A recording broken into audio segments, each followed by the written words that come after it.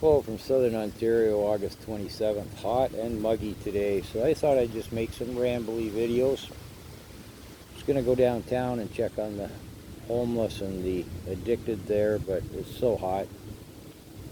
My young friend Rambo messaged me last night. He's apologized for being out of touch. He got into a bad batch of something. So I was hoping to get that story to you today, but I imagine he'll be hunkered down somewhere the same as I sort of am. But anyways, sort of a story time. When I was a kid, you know, I'd sit around with my contemporaries on hot summer days like this, and we'd discuss this, that, and the other thing. Call it pubescent philosophy, perhaps. You know, maybe socialism, whatever the case may be that we've rambled our way through. You know, young growing minds, whatever the case, whatever the psychological terminology might be. And I argued then, like as a young teenager, that infinite growth is infinitely flawed. And my contemporaries would argue with me, well, you're crazy. We have to have growth. And I'd argue, no, I don't see as we do. I argued at the time, and still am of a mind of it, that my premise was right then, that since the Second World War, if Canada had have remained off to itself, do we call that secularism? What's the right political terminology? I'm not exactly sure. Someone can correct me in the comments. I said, what if we just kind of kept to ourselves, rather than the U.S., who became a big power player on the global scene, and Canada didn't, but we entered the what we would now call globalism methodology. What if we hadn't? My argument then was, what do we really need to import into Canada? Coffee beans and citrus fruits? Why didn't we stay to ourselves, develop our own resources, keep everything pretty much in country? Sell some oil, buy some oranges, you know, but hey, before we had international trade, scurvy wasn't really a big deal in Canada. And my friends all argued, no, we have to have growth. Why, I would argue, why do we have to? I don't see it as being necessary. And yet we've been sold that we have to have growth to keep up to the other countries, the other developing nations. And again, even then I argued, keep up with what? Overpopulation? We just keep growing until someplace, I mean, look at the size of the Indian continent, the country of India. And they're overpopulated. They need to go to other places. Does infinite growth really work? I'd say the proof is in the pudding. 40, 50 years later, I think my premise has been proven right. Let's look at Canada right now.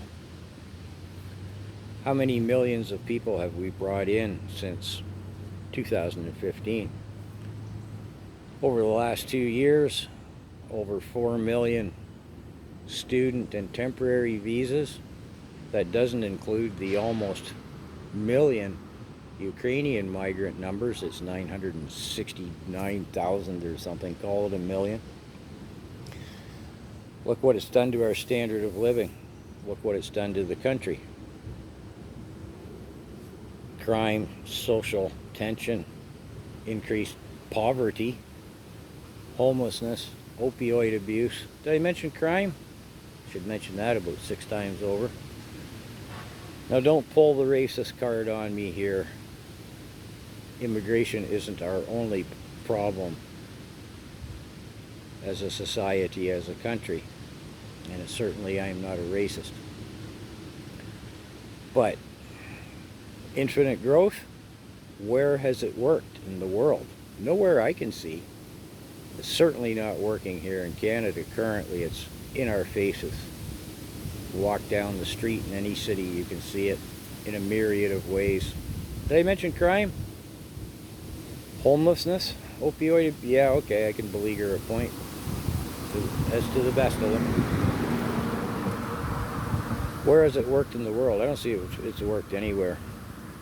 Case in point, in summation, about 10 years ago, small village, 5 miles down the road from where I was living, they had quite a large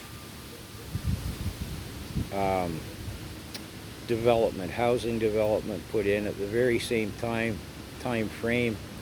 They got the headquarters for the OPP and a huge fire station put in as well.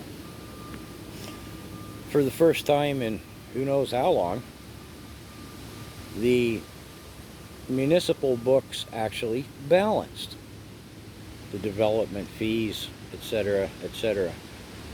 First time in probably decades, the local books balanced. The mayor and the town council gave themselves raises that just about doubled their salaries because they balanced the books. And the very next year, they were in the red, and they've been in the red ever since.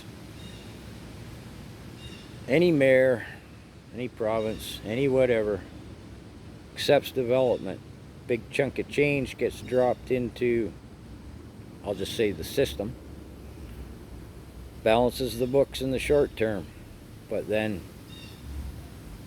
deteriorating infrastructure. Hey, you need more snowplows, more police, more garbage collection, more nurses, more hospitals, these things that cost money in perpetuity. In perpetuity. Whereas that development only gives you that one-time influx of cash. So yeah, infinite growth, infinitely flawed, I'd say so.